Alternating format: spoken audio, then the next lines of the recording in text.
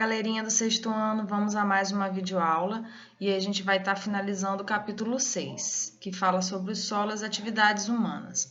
Então, a gente vai falar hoje um pouco de poluição do solo. Quais são os tipos de poluição, como nós podemos ajudar.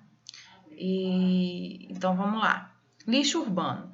Lixo urbano é o lixo que é produzido nas cidades, né? Então, a gente tem esses 4 tipos de lixo, tá? O domiciliar, alimentos, papéis, plásticos, vidros, papelão, produtos deteriorados e etc. Industrial, cinzas, iodos, metais, cerâmicas, madeira, borracha, resíduos alcalinos e etc. Hospitalar, embalagens, seringas, agulhas, curativos, gases, ataduras e peças atômicas. E o lixo tecnológico, computadores, pilhas e aparelhos eletrônicos em geral. Primeiro a gente vai falar também aí sobre um tipo de poluição que tem muito a ver com a agricultura, que é a poluição do solo causada pelos agrotóxicos. Então, a gente tem vários tipos de agrotóxicos. A gente tem os fertilizantes, que aceleram também o desenvolvimento das plantas, que são altamente tóxicos, tanto para o solo, quanto para a água, quanto para os animais que se alimentam desses produtos. Então, o uso indevido e inadequado dos agroquímicos podem causar grandes danos econômicos e ambientais à sociedade. Quando usado incorretamente, este causa contaminação da água e dos solos, pois se desloca no meio ambiente através dos ventos e água da chuva, para locais distantes do local aplicado. Ele ainda pode ser responsável pelos altos índices de intoxicação verificados entre os produtores e trabalhadores rurais, além de provocar a contaminação dos alimentos, porque muitas das vezes as pessoas que trabalham aplicando esses produtos não tomam os devidos cuidados e acabam também se contaminando. Contaminação dos alimentos, quando a gente come, contamina o solo, contamina a água, que a água se infiltra, chega aos lençóis freáticos, então acaba chegando nos rios, matando peixes também e outros seres vivos. A gente tem vários tipos de agrotóxicos aí que a gente vai ver, tá? Os inseticidas, que é para combater os insetos. Os herbicidas, que eles aplicam para combater as ervas daninhas. Fumigantes, para combater bactérias no solo. Fungicidas, para combater fungos. Desfoliantes, combatem folhas indesejadas. E raticidas combatem roedores. E aí a gente tem uma imagem de outro problema que a gente tem com relação à contaminação do solo, à poluição do solo, que é os lixões, que são os lixões, né? E a gente tem outro problema também de contaminação do solo, que é através dos lixões. Lixões, eles estão sendo cada vez menos presentes no nosso dia a dia, porque lixões já ficou para trás, apesar de muitos lugares ainda ter essa atividade, né? Porque é altamente prejudicial, a gente vai ver por quê. É mais barato o lixão, você vai ali num terreno grande, joga todo o lixo de uma cidade, né, que a população produz. Então é mais barato, simples, mais degradante. Forma inadequada de disposição de resíduos sólidos, que se caracteriza pela simples descarga sobre o solo, sem medidas de proteção ao meio ambiente e à saúde pública. O mesmo que descarga de resíduos a céu aberto. Quais são os problemas que o lixão pode ocasionar? Proliferação de vetores de doença, mosca, mosquito, barata, ratos, porque esse lixo fica exposto, né? Então os animais acabam multiplicando-se nesses locais. Maus odores, que não é nada agradável, né? Poluição do solo, Águas superficiais e subterrâneas, através do chorume. O chorume é um líquido escuro com cheiro muito forte e ruim, que é produzido pela decomposição da matéria orgânica. Então, o resto de alimentos que vai para o lixo das nossas casas, e aí acaba produzindo esse líquido que é altamente poluente, contamina mesmo, prejudica mesmo. Comprometimento dos recursos hídricos, rios, lagos, lençóis freáticos, descontrole dos tipos de resíduos dispostos nesse local, criação de porcos e existência de catadores, os quais muitas vezes residem no próprio local. E o aterro controlado é uma outra maneira, né, de descartar esse lixo doméstico, esse lixo que a gente produz. Consiste na compactação dos resíduos, aí você já tem um processo que não é só chegar lá e jogar o lixo. Você joga o lixo e ele é compactado por uma máquina, dispondo em camadas e cobrindo com terra ou material inerte periodicamente, com menores exigências para a proteção ambiental e cujas recomendações técnicas são mais simplificadas comparadas ao aterro sanitário. Então, o aterro controlado ele é melhor um pouco que o lixão. Porém, não é ainda o suficiente, porque a terra, apesar de você jogar terra em cima do lixo, você evita que os animais, né, ratos, a proliferação de animais vetores de doenças. Porém, a terra não é impermeabilizada. Então, o chorume, lembra do chorume? Da decomposição da matéria orgânica? Ele acaba conseguindo chegar e alcançar aí, contaminar o solo, o lençol freático, as águas.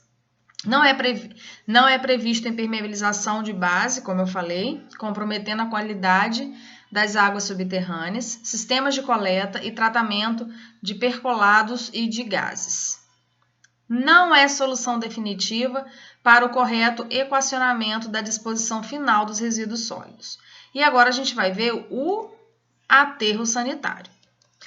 O aterro sanitário, sim, essa é a melhor opção para se descartar o lixo. Por quê? Porque ele, além de você cobrir o lixo, você evitar mau cheiro, proliferação de animais, essa terra ela é impermeabilizada. Então, todo o resíduo ele não chega a penetrar, a atingir a água, os rios, aquíferos, ok? Então, ainda é a melhor forma, são os aterros sanitários. Compactação dos resíduos sólidos, então dispõe também com terra em cima, igual aterro controlado, formando células, de modo a ter-se uma alternância entre os resíduos e o material de cobertura. Possui impermeabilização de base, o aterro controlado não tem impermeabilização, o que isso quer dizer? Que esse chorume não consegue atingir as outras camadas, poluindo. Sistema de drenagem e estação de tratamento de efluentes. Então, já trata o que é produzido desses lixos e também tem um sistema de drenagem para tirar e aí ajudar mais o meio ambiente. Então, você tem aí a figura de um aterro sanitário. Você está vendo que tem a camada impermeabilizante para não deixar o chorume atingir as outras camadas e chegar aí a contaminar a água também. Tem um dreno de chorume, né, uma tubulação, que esse chorume, por onde esse chorume passa, e uma saída para tratar esse chorume, que é altamente poluente, contamina mesmo. Solo de cobertura, então dreno de gás, porque acaba produzindo gás metano, então drena para poder não haver explosões nesses locais. Incineração, gente, eu coloquei aqui porque a gente falou lá em cima sobre o lixo hospitalar. O lixo hospitalar ele é muito perigoso, porque as seringas podem estar todas contaminadas ou algumas contaminadas com diversos patogênicos. Então, a incineração, na verdade, não é uma boa opção. Por quê? Porque ela produz gases tóxicos que poluem a atmosfera. Porém, o que ocorre? Ela acaba queimando esse tipo de material, principalmente hospitalar, e evitando que a população se contamine. Porém, acaba agravando a poluição do ar, tá? Da atmosfera.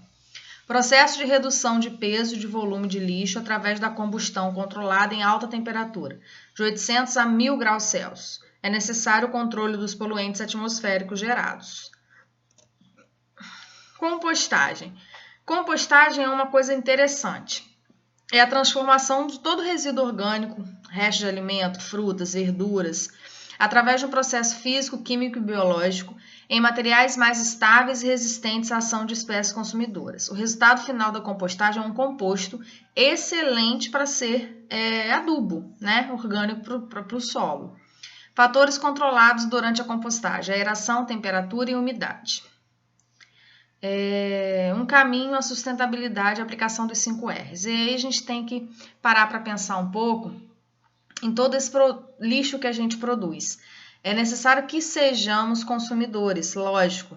Nós precisamos nos alimentar, nós precisamos nos vestir, mas nós não devemos ser consumistas. Existe uma diferença entre ser consumidor e ser consumista. Consumidor, eu consumo o que é essencial para a minha sobrevivência, para eu poder vestir. Agora, consumismo, eu consumo além daquilo que eu necessito, né? E aí acaba que desde a produção lá na indústria, que é a indústria que produz, e aí a indústria acaba também produzindo resíduos tóxicos que acaba indo para o ambiente, porque nós não temos fiscalizações como deveríamos ter, e aí acaba indo para a água, contaminando o solo. E nós, consumindo demais, além do necessário, nós estamos contribuindo para a destruição do meio ambiente. Então, nós temos que fazer a aplicação desses 5 R's. Repensar, né? Repensar, recusar, reduzir, reutilizar e reciclar. Repensar. Será que eu realmente preciso consumir isto? Será que eu realmente preciso disso? Né? Então, eu preciso repensar a minha maneira em relação a consumir os produtos. Recusar, né? Não, eu não preciso, não tem necessidade, eu posso levar minha sacola ao supermercado, evitando aí que eu leve aquelas sacolinhas que acaba contaminando. Eu posso, de certa forma, eu repensando, eu posso recusar muita coisa. Reduzir o meu consumo também, que está ligado a repensar e a recusar. Se eu repenso, recuso, eu acabo reduzindo. Reutilizar. Reutilizar aquilo que me serve ainda, né? A gente tem até discutido isso, a gente começou a discutir isso no começo do nosso ano letivo, né? Reutilizar o material escolar, por exemplo, o estojo. Se o estojo ainda tá bom, se serve, para que eu vou comprar outro? Para eu ajudar a indústria na hora de produzir, liberar esses produtos tóxicos na água, contaminar o solo, se eu tenho um estojo que ainda me serve, né? Então, é sempre reutilizar aquilo que eu tenho. Igual que eu dou exemplo também todo Natal, né?